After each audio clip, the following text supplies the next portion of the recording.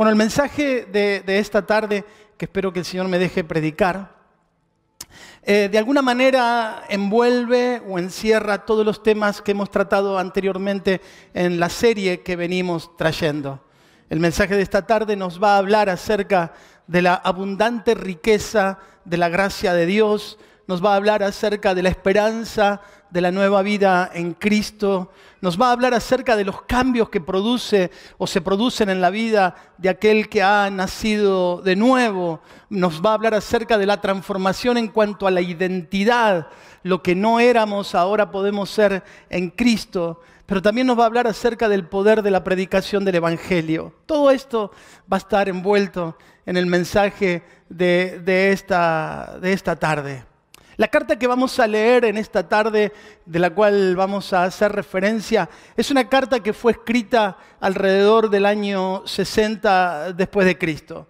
Es una carta personal escrita por el apóstol Pablo a un amigo, a un creyente, un hombre adinerado, un hombre rico, millonario, que vivía en la ciudad de Colosas. Es la carta más breve que ha escrito el apóstol Pablo. Es una carta personal, como le decía anteriormente. Dicen los historiadores que el apóstol Pablo era normal que escribiera cartas personales por algunos asuntos a algunas personas, pero por la bendita providencia de Dios, Él permitió que una de esas cartas sobreviviera y que formara parte del canon de nuestras escrituras, de la Biblia que tenemos en nuestras manos. Este libro nos cuenta quizá una de las historias más conmovedoras de todas las escrituras, una historia de redención, una historia preciosa de redención. Para poder comprender y para poder ilustrar y explicar todos los contenidos de esta historia, tenemos que hurgar en otras cartas que escribió el apóstol Pablo y que hace mención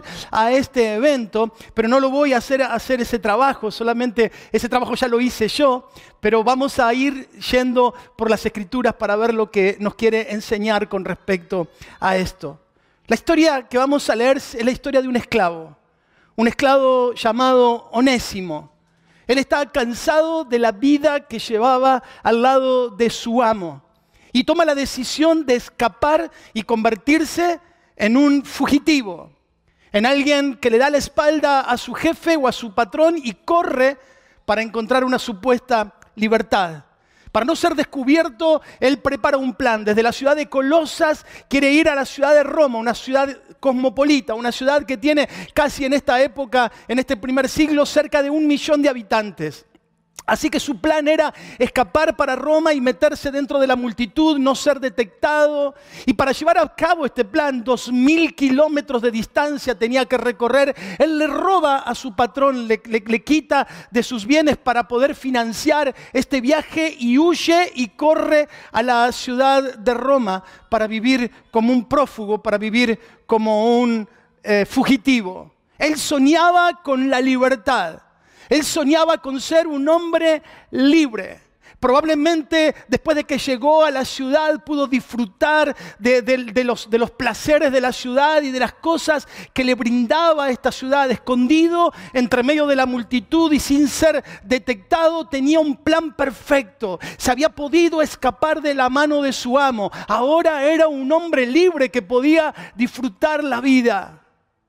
Lo que él no sabía es que su amo era o sí lo sabía, pero no tenía en cuenta la dimensión de lo que significaba que su amo era un hombre creyente. Era un hombre que amaba a Dios y que muchas veces este hombre había orado por la vida de su esclavo probablemente, o que el esclavo había escuchado en la casa de su amo predicar el Evangelio. Este esclavo podía escaparse de su amo, pero no podía escaparse de aquel que quería hacerlo verdaderamente libre. Porque el problema del hombre no es la esclavitud que puedan aprisionarlo o sujetarlo a las cadenas, sino que la esclavitud más grande que tiene el hombre es la esclavitud de su alma, la esclavitud del pecado, la esclavitud que lo mantiene alejado de Dios. El Señor lo busca entre la multitud. El Señor tenía un propósito con este hombre. Lo busca y de alguna manera que no sabemos, volvió a recordar de que había un Dios que lo amaba, de que había un Dios que no lo iba a soltar tan fácilmente, de que había un Dios que quería hacerlo verdaderamente libre. Quizás un día las cosas no salieron como Onésimo esperaba. Quizá un día lo embargó la tristeza, la soledad, la depresión o lo que fuera, pero de repente se sintió necesitado de volver a escuchar la palabra de Dios. Así que sin explicaciones, y sabiendo que el apóstol Pablo estaba en la ciudad de Roma, estaba encarcelado, como vimos hace algunos sermones atrás, estaba encarcelado en una casa rodeado de soldados y muy bien cuidado, buscó al apóstol Pablo para que lo ayudara en su situación. El consejo del apóstol Pablo fue simple. Nunca vas a encontrarle sentido a la vida. Nunca vas a ser verdaderamente libre si no tenés libertad en tu corazón. Podrás correr de aquí para allá, pero el corazón sin Dios siempre será un corazón vacío y esclavo. Antes de ser libre de las cadenas de la esclavitud, necesitas ser libre de las cadenas del pecado, de las cadenas del rencor, de las cadenas de la tristeza, de las cadenas de la amargura que aprisionan y esclavizan tu alma. Así que allí, en una cárcel domiciliaria, en una casa rodeada de soldados, con un predicador que estaba atado con una cadena a un soldado, Onésimo tomó la decisión más importante de su vida. Onésimo se entregó al Señor. Onésimo le entregó su corazón a Jesucristo. Y Onésimo experimentó lo que significaba la verdadera libertad. Según nos cuentan los relatos paralelos de las Escrituras, al principio de la vida de fe de Onésimo probablemente haya colaborado con el apóstol Pablo, porque así lo menciona en el libro de Colosenses, Onésimo, el colaborador mío. Pero un día, tanto Pablo como Onésimo entendieron que había cosas del pasado que había que solucionar, que había una deuda pendiente con el pasado y que tenían que tomar decisiones al respecto. Que tenía que volver a la casa de su amo a pesar de los riesgos que significaba. Era hora de regresar y hacer frente a los errores del pasado. De esta última charla que tiene Onésimo con el apóstol Pablo, surge la carta que vamos a leer en esta tarde. Tíquico, el colaborador del apóstol Pablo, Tíquico era su nombre, sería el encargado de llevar la carta a la casa de Filemón. Ese es el nombre del patrón o del amo, Filemón, cuyo nombre es el mismo que lleva la carta que vamos a leer en esta tarde. Tíquico llevaría la carta, una carta escrita según el mismo relato del propio puño del apóstol Pablo. Esa era la carta escrita, un papiro escrito a mano donde le daría algunas instrucciones a Filemón. Pero no era el único mensaje que llevaría Tíquico. El mensaje de Tíquico tendría dos elementos sumamente importantes. Por un lado, un papiro escrito, una carta escrita. Pero por el otro lado llevaría otro mensaje. El mensaje era un hombre transformado por el poder de Dios. Onésimo se convierte en este contexto en el mensaje más poderoso para convencer a Filemón. Yo me imagino la escena de aquel evento que de alguna manera está dicho en estas dos cartas, Colosenses y Filemón.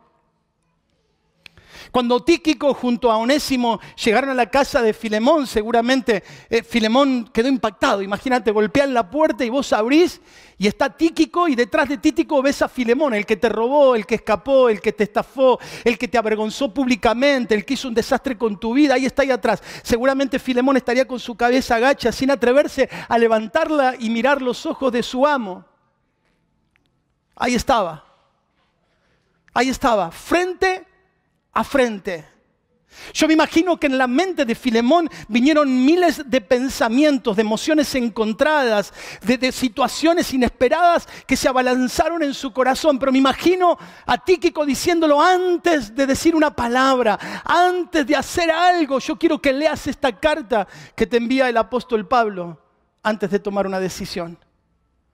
Y la carta que leyó o que le entregó Tíquico a Filemón es la carta que lleva su nombre y la cual vamos a leer en esta tarde. Dice así: yo, Pablo, prisionero de Jesucristo, y el hermano Timoteo, al amado Filemón, colaborador nuestro, a la amada hermana Apia, a Arquipo, nuestro compañero de milicia, y a la iglesia que está en su casa. Reciban ustedes gracia y paz de nuestro Padre y del Señor Jesucristo. Doy gracias a mi Dios siempre que me acuerdo de ti en mis oraciones, porque me he enterado del amor y de la fe que tienes hacia el Señor Jesús y para con todos los santos. Y pido que la participación de tu fe sea eficaz en el conocimiento de todo el bien que está en ustedes por Cristo Jesús.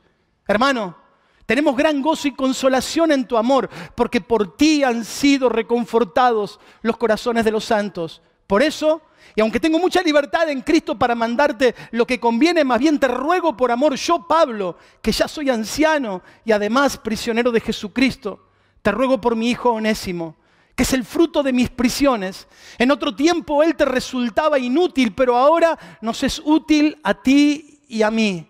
Ahora vuelvo a enviártelo y te pido que lo recibas como si me recibieras a mí mismo. Yo quisiera retenerlo conmigo para que me sirviera en mis prisiones por el Evangelio en lugar tuyo, pero no he querido hacer nada sin tu consentimiento, para que tu favor no resulte una imposición, sino que sea un acto voluntario. Tal vez para esto se apartó de ti por algún tiempo, para que lo recibieras para siempre, no ya como un esclavo, sino como alguien más que un esclavo, como un hermano amado, de manera especial para mí, pero más aún para ti, tanto en la carne como en el Señor. Así que si me consideras tu compañero, recíbelo como si fuera yo mismo. Y si algún daño te causó o si te debe algo, ponlo a mi cuenta. Yo, Pablo, escribo esto de mi puño y letra. Yo te lo pagaré, por no decir que tú mismo estás en deuda conmigo. Así es, hermano. Permíteme sacar algún provecho de ti en el Señor. Reconforta mi corazón en el Señor. Te he escrito porque confío en tu obediencia y porque sé que harás aún más de lo que te pido. Prepárame también alojamiento, pues espero que por las oraciones de ustedes se les concederá verme. Te saludan Epafras, que es mi compañero de prisiones por Cristo Jesús, y mis colaboradores, Marco, Aristarco, Demas y Lucas. Que la gracia de nuestro Señor Jesucristo sea con su espíritu. Amén. Esa es toda la carta, no sé si estaba ahí, ¿sí? En primer lugar, en el contenido de la carta, en el desarrollo de la carta, un desarrollo muy estructurado y muy lógico, el apóstol Pablo lo que hace es reconocer a quién le estaba escribiendo. Este Filemón no era cualquier persona, este Filemón era un hombre con virtudes y cualidades que lo hacían sobresalir por encima de toda la iglesia de Colosas. En la primera parte de la carta lo que hace el apóstol Pablo es reconocer a Filemón. Filemón era un hombre generoso, un hombre que amaba a Dios. Su casa, como dicen los primeros versículos que hemos leído, era la iglesia del Señor en la ciudad de Colosas. No había templos como este, no había grupos de alabanza. La iglesia se juntaba en las casas de las personas más pudientes, que tenían los espacios más amplios. Y ahí en casa de Filemón estaba la iglesia de Colosas. Así que un hombre generoso, un hombre que junto a su esposa, que se llama Apia, la que aparece también ahí en los primeros versículos, eran un ejemplo de fe. Gente que amaba al Señor, gente que servía al Señor. Probablemente, según los comentaristas, Arquipo, el que es pastor de esa iglesia, es hijo de este matrimonio, de Filemón y de Apia. Así que era un hombre que amaba a Dios, que tenía fe y que encima de poner todo lo que tenía, servía con su familia al Señor. Por eso el apóstol Pablo llama a Arquipo mi compañero de milicia, mi compañero de batalla, el que pelea la misma batalla que peleo yo. Pablo le recuerda la conducta que ha tenido siempre como creyente este varón Filemón, probablemente un hombre ya mayor. Él dice en el versículo 5, 6 y 7, todos saben del amor que tenés por el Señor. También todos saben de la fe que tenés por el Señor Sos un hombre que sabe confortar el corazón de la iglesia, el corazón de los hermanos. Es como si el apóstol Pablo dijera: Filemón, vos sos famoso, pero por ser una persona que consuela el corazón de los hombres, que consuela el corazón de los hermanos, de la iglesia. Pero ahora, después de todas tus virtudes y después de tantos años de amar al Señor, quizás tengas que enfrentar una de las pruebas más difíciles que hayas tenido que enfrentar en la vida. Pero ahora vamos a ver si tu fe en el Señor era verdadera. ¿Cómo actuarás ahora como hombre de Dios en esta circunstancia? Ahora se va a mostrar, Filemón, de qué estás hecho. Pablo prepara el corazón de Filemón porque le va a hacer un ruego, le va a hacer un pedido, y prepara el corazón de Filemón diciéndole: yo sé quién sos vos, yo sé que sos un hombre de bien, yo sé que vas a actuar como un verdadero hijo de Dios. La segunda parte de este capítulo completo que hemos leído, el apóstol Pablo anima a Filemón a poner en práctica la fe que él ha demostrado. En primer lugar, Pablo le ruega por su hijo Onésimo, engendrado en las prisiones. 2 veces aparece la palabra te ruego en los versículos 9 y 10. Fíjense qué linda oración. Le dice: te ruego por amor, te ruego por mi hijo, te ruego por Onésimo, el hijo mío. Hay un ruego del apóstol Pablo. El apóstol Pablo no está aprovechando su autoridad como apóstol, no está aprovechando su influencia sobre Filemón. Está esperando de que este hombre actúe por el ruego del apóstol Pablo, perdonándolo y volviéndolo a tomar como suyo. Solamente hago una observación de ese tiempo y de la cultura. Estamos hablando de un amo y un esclavo. La ciudad o el imperio romano se cree que tenía cerca de 60 millones de esclavos, fruto de las conquistas a otras naciones. Y que el esclavo era casi igual que una herramienta o un animal. Podía el amo servirse de él como bien quisiera. Y si el esclavo no le rendía o se rebelaba o lo que fuera, tenía potestad sobre su vida y nadie iba a reclamarle nada. El amo podía matar al esclavo sin que nadie le reclamara nada. El apóstol Pablo le dice: aquel que fue inútil en otro tiempo, ahora se ha convertido en útil para vos y para mí por causa de lo que Cristo hizo en su vida. Pablo no le pide que olvide la falta cometida. Pablo no le está diciendo no fue nada o está justificando la conducta de Onésimo. Lo que está pidiendo Pablo es que aún con la gravedad de la falta cometida o del hecho cometido, Filemón esté dispuesto a perdonarle. Me llama mucho la atención cómo lo califica el apóstol Pablo a Onésimo. Dice: en otros tiempos fue un inútil, un inadecuado, un inservible, alguien sin valor, alguien que no tenía demasiado valor para vos, pero ahora por causa de la obra de Cristo se ha convertido en un hombre útil. Un prófugo se ha convertido ahora en un esclavo por voluntad para la obra de Cristo. Te lo envío yo mismo en persona, como si fuera yo el que va a vos, así que por favor recibilo y perdonalo. Ya no es un esclavo, dice, sino que ahora es un hermano en Cristo Jesús. Pablo le da a este varón, Onésimo, le da el valor que la sociedad no le había dado nunca. Era un simple esclavo, pero ahora lo pone al nivel de hermano. Somos la misma cosa, tenemos el mismo valor ante los ojos del Señor y deberíamos de tratarlo con la misma consideración que nos tratamos entre nosotros. Hay algo que vengo pensando en el último tiempo como pastor, porque si hay algo que la experiencia que estoy viviendo como pastor en el último tiempo es ver con mis propios ojos una vez más la abundante riqueza de la gracia de Dios. Que para Dios nunca hay un caso perdido, que para Dios nunca hay un punto final. Que nunca podríamos nosotros decir para este no hay esperanza o para esta situación no hay esperanza. Que para aquel que cree en Dios siempre hay esperanza. Los cristianos debemos de tener mucho cuidado cuando calificamos a las personas por su pasado o por los errores cometidos en el pasado. Debemos de tener mucho cuidado en ponerle un estigma a las personas y decir, este no cambia más, este no sale más adelante, este no vuelve más, ya desperdició demasiadas oportunidades.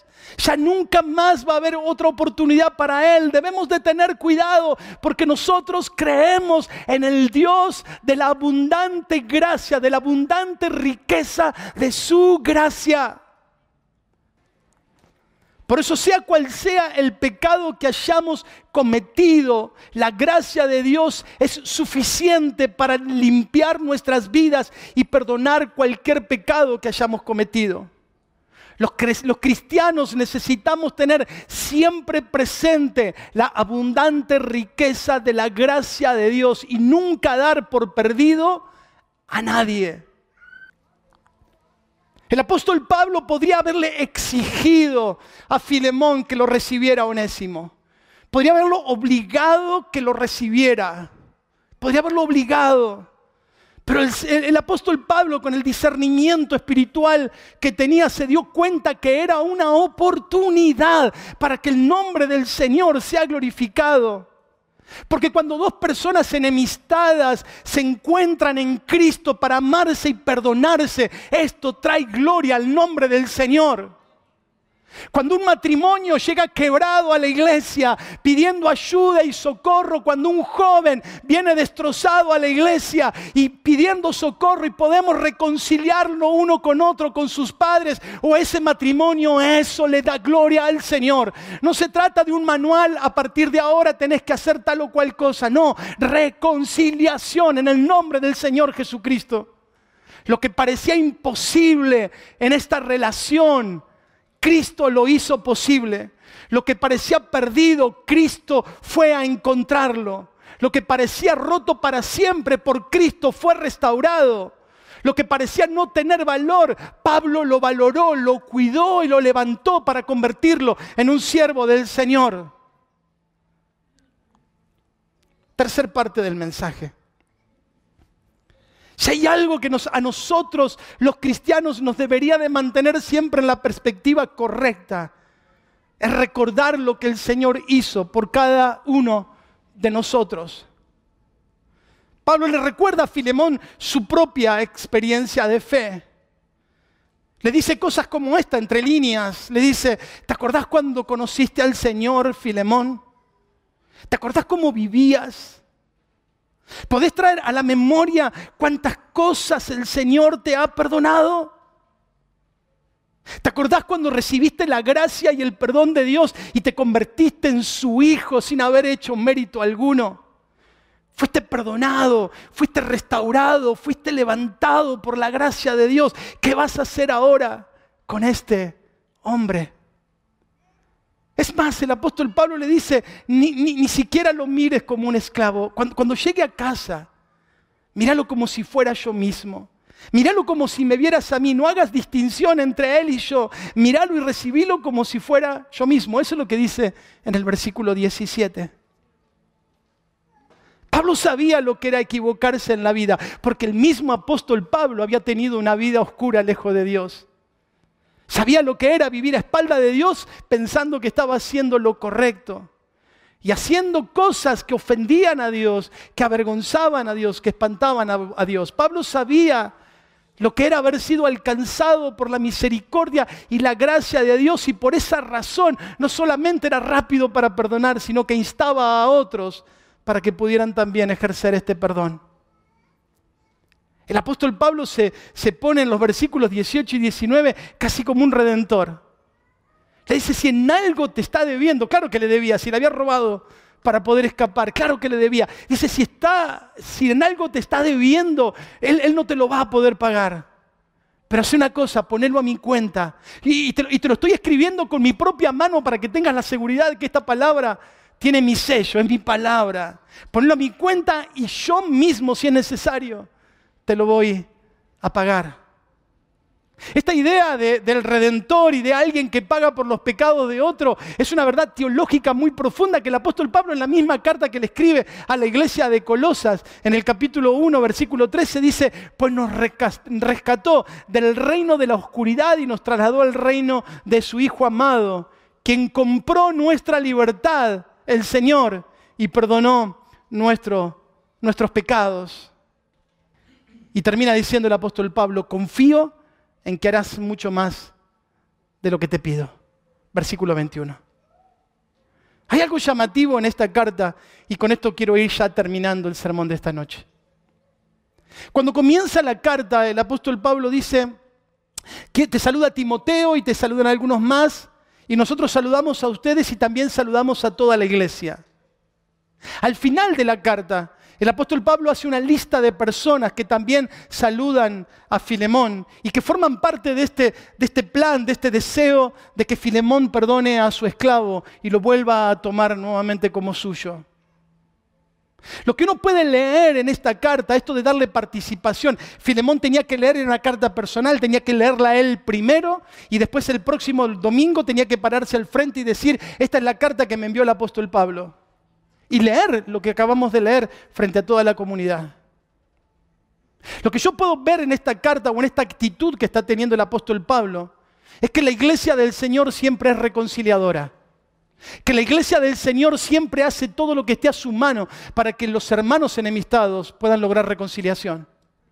Que el apóstol Pablo hace participar a la iglesia porque él confía no solamente en el corazón de Filemón, sino también que confía en el corazón de la iglesia. Si hay dos personas enemistadas dentro de la iglesia, si hay dos personas que han tenido problemas dentro de la iglesia, si hay dos personas que han tenido diferencias dentro de la iglesia, el resto de la iglesia tiene que moverse para que estos dos hermanos vuelvan a reconciliarse, no para armar el grupo A y el grupo B y el que está con este y el que está con este otro. No, la iglesia se mueve en función de la reconciliación, porque a la iglesia, según el apóstol Pablo en 2 de Corintios 5, a la iglesia se le ha otorgado el ministerio de la reconciliación. Lo que estaba roto, nuevamente unido. Lo que se había fracturado, nuevamente sanado. Lo que estaba sin poder unirse, por el amor y la gracia de Dios a través de su iglesia, vuelve nuevamente a unirse. Dos elementos, podría hacer múltiples aplicaciones de esta historia. Pero voy a tomar dos puntos importantes que me parece que es lo que más se resalta. En primer lugar, como aspecto secundario, para después ir al primario, es una historia de perdón. Es una historia de perdón porque el apóstol Pablo insta a Filemón a que pueda perdonar a aquel que tanto daño le había causado. A lo largo de mi vida como pastor, si hay algo que he visto que detiene a las personas, que quiebra los matrimonios, que quiebra las familias, que amarga el corazón de las personas, es la falta de perdón. A veces la falta de perdón hacia otro y a veces es la falta de perdón hacia sí mismo. La falta de perdón es como un puñal en el corazón que está punzando y causando dolor todo el tiempo. Una actitud, una sospecha, un mal día, una discusión y ese puñal vuelve a atravesar el corazón para recordarme el dolor que tengo en ese lugar y que todavía no es sanado. Ese puñal muchas veces sigue estando ahí por años, pero vamos por la vida tratando de aparentar una sonrisa, poniéndole diferentes nombres, pero nunca solucionando esa situación. Ese amigo que me traicionó, esa mujer, ese hombre que me abandonó, ese hijo que me hizo esto, ese papá, esa mamá, y el dolor ahí está continuamente por toda la vida. Errores del pasado que no pudiste solucionar, cosas que te hicieron y que no pudieron corregir, esa mamá o ese papá que te lastimó, que no fue lo que vos deseabas, y ahí está. Ese hombre o esa mujer que te traicionó, lo que sea, pero ahí está ese puñal clavado en el corazón, punzando una y otra vez y no permitiéndote vivir la libertad en Cristo Jesús. He visto tantas vidas arruinadas por la esclavitud del odio y del rencor, que deseo de todo corazón que este mensaje te lleve a tomar una decisión que pueda cambiar tu vida de forma completa. No vale la pena guardar rencor, no vale la pena guardar falta de perdón, no vale la pena guardar el corazón amargado, no vale la pena seguir sintiendo remordimiento o amargura de corazón cuando el Señor quiere sanar tu corazón.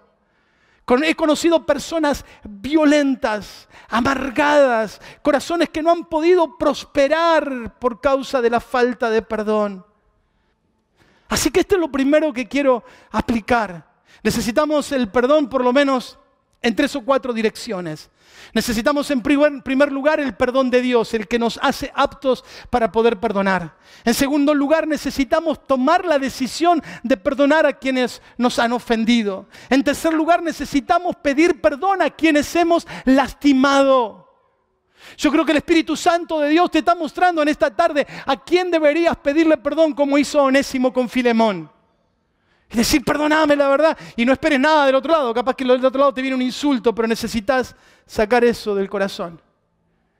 Y el cuarto aspecto del perdón que necesitamos es perdonarnos a nosotros mismos por cosas de las cuales sentimos vergüenza.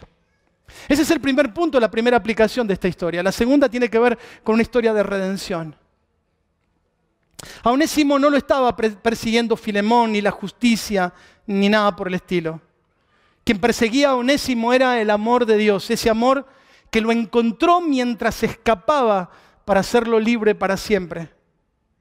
Todos nosotros en algún momento de nuestra vida escapamos de situaciones que hemos hecho y la cual no queríamos saber más nada. Todos en algún momento de nuestra vida lo hicimos, pero ha sido la gracia de Dios la que nos ha alcanzado al igual que Onésimo, para darnos esperanza y vida eterna. Si no has experimentado en tu vida la gracia de Dios, en este día podés recibir la sublime gracia que cantamos hace unos domingos atrás, la gracia inigualable del amor de Dios sobre tu vida. Si no has recibido a Jesucristo como tu Salvador personal, necesitas tomar la decisión hoy de entregarle tu vida. No necesitas hacer nada, por lo menos no necesitas algún acto especial para merecer el amor de Dios, porque siempre el amor de Dios será un amor inmerecido. Es solamente correr a la fuente de la gracia, como hizo Onésimo. Sabía que en ese lugar, en esa casa, estaba aquel que podía hablarle del Señor y corrió a donde estaba Pablo para encontrarse con Jesús y ser verdaderamente libre. Lo que hizo Pablo con esta carta fueron por lo menos 3 actos múltiples y simultáneos de manifestación de gracia. Liberó a Onésimo de las consecuencias de sus actos y de la esclavitud. Liberó a Onésimo de la esclavitud del pecado, pero también liberó a Filemón de la esclavitud de vivir con falta de perdón, con resentimiento, con odio, el resto de su vida. La historia de Onésimo tiene un final feliz. Te decía que la carta que el apóstol Pablo le escribe a Filemón se escribe más o menos allá por el año 60, 61, 62 después de Cristo. Algunos años después, un hombre, uno de los padres de la iglesia llamado Ignacio, escribe una carta. Y esta carta que escribió varias cartas, pero esta carta que escribió la escribió a un pastor de la iglesia de Éfeso, que quedaba ahí muy cerquita de Colosas, a pocos kilómetros. Y el nombre de aquel pastor era Onésimo. Onésimo. La palabra que Dios usa para referirse al perdón es la palabra, en el original es la palabra afiemi, que significa dejar ir, permitir que se vaya, soltar, abandonar, dejar atrás, dejarlo en paz. Me parece fantástica todas las definiciones. Porque aquel que no puede perdonar es como que tiene retenido a esa persona que le causó el dolor y lo tiene como prisionero en su corazón. Y cada vez que recuerda lo que le hizo, pareciera que nuevamente la escena vuelve a repetirse. Aquel que da perdón es como, ya está, listo, ya está. no puedo seguir con esto en mi alma, no puedo seguir con esto en mi espíritu. Así que lo más probable es que Filemón no solamente lo soltó de su alma, sino que lo más probable es que lo soltó literalmente y lo dejó en libertad. La historia termina con un hombre, con un esclavo inservible para cualquier cosa, convirtiéndose en un pastor que lleva el evangelio a una ciudad en oscuridad, definitivamente porque alguien se atrevió a hablarle de la gracia sobreabundante de Dios. Yo no sé con cuál de los personajes, de los 3 personajes que mencionamos en esta tarde, te identificás. Tal vez te identifiques con el apóstol Pablo, tal vez sepas de alguna situación entre 2 personas y tengas que mediar para que esta situación se arregle. Tal vez tengas que hablar con alguien o mandar un WhatsApp, ya cartas de papiro no se mandan más. Pero tal vez tengas que llamar a alguien o mandar un mensaje a alguien para ser un mediador, un reconciliador, un hombre que manifiesta el amor de Dios, una mujer que manifiesta el amor de Dios, porque sabes que entre ellas o entre ellos hay algo que no está bien. Y tenés que hacer lo que hizo el apóstol Pablo. Esto no puede seguir así porque el corazón de los enemistados está envenenado por el rencor y por la situación. Vamos a hacer algo, que la gracia de Dios se manifieste en esta situación. Tal vez te identifiques con el apóstol Pablo. Tal vez haya alguien en tu familia que esté peleado, que sepas a alguien dentro de tus familiares que están teniendo una situación y que vos como creyente de esa familia puedas hacer algo para que esas partes irreconciliadas vuelvan a conciliarse. O tal vez te identifiques con Filemón o tal vez con Onésimo. Si te identificás con Onésimo, tal vez sea una persona que está escapando de un montón de cosas y que no sabe cómo hacer para encontrar libertad del corazón, aunque no hay cadenas, aunque no hay amo, aunque no hay esclavitud, sentís que tu corazón todavía permanece aprisionado y que en esta tarde necesitas alcanzar la gracia de Dios a través del perdón. Tal vez recuerdes cosas de tu pasado que vuelven una y otra vez sobre tu mente y te atormentan y pensás, ¿cómo pude hacer eso? ¿Cómo pude hacer eso? El Señor quiere hacerte verdaderamente libre en esta tarde. O tal vez te identifiques con Filemón. Tal vez seas vos el que tengas que perdonar a alguien.